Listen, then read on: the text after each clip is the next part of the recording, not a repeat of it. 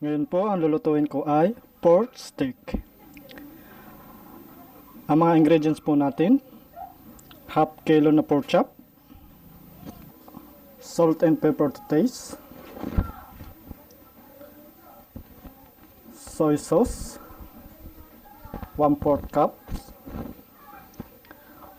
oyster sauce,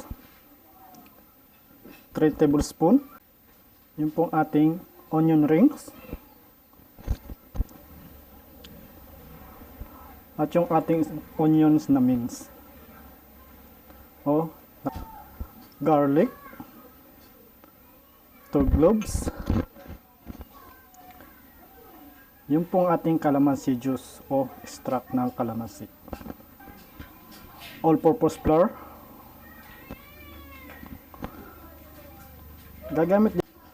ang una po natin gagawin, imamarinate natin yung ating pork chop sa salt and pepper at yung ating calamansi juice. After nating ma-marinate,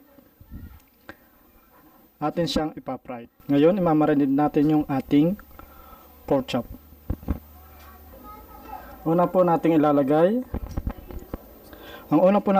yung ating calamansi juice. Haluin po natin para ma-marinate. Sigurado. Susunod natin yung salt and pepper para po lumasa siya.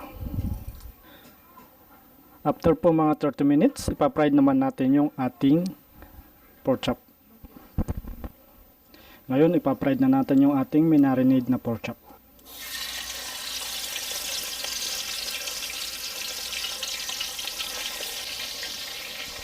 Hintayin lang nating mag golden brown. Pag po natin i-overcook yung ating pork chop pagpa-fried para po hindi siya tumigas.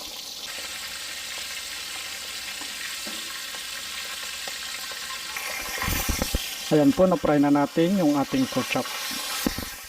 Ngayon, after po natin ma-fry yung ating pork chop, ngayon magigisa naman tayo para sa sauce. Sa isang kawali, nagpainit na tayo ng mantika.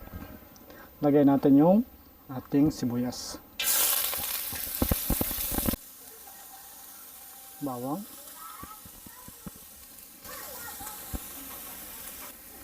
sunod natin yung ating soy sauce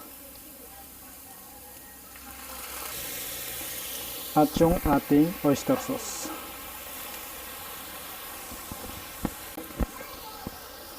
Sunod na natin yung ating pork stock.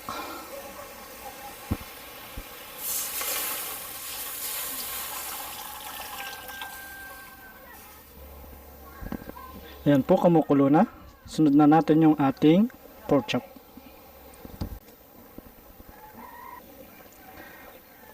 Pakukuloyin lang natin hanggang sa mababad yung ating pork chop sa kanyang sauce.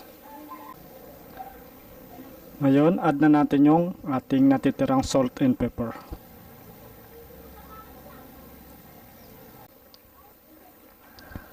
Ayan po, after natin mapakuluan sa sauce yung ating pork chop, ililipat natin siya sa serving plate. Ayan po yung sauce, lalagyan natin siya ng all-purpose flour para lumapot po siya.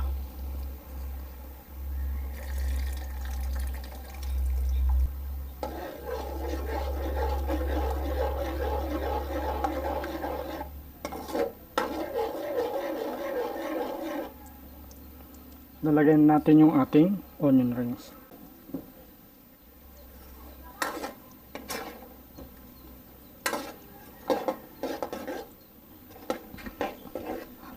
Ayan po, gawa na yung ating sauce. Ready to serve na po ang ating pork steak. Maraming salamat po.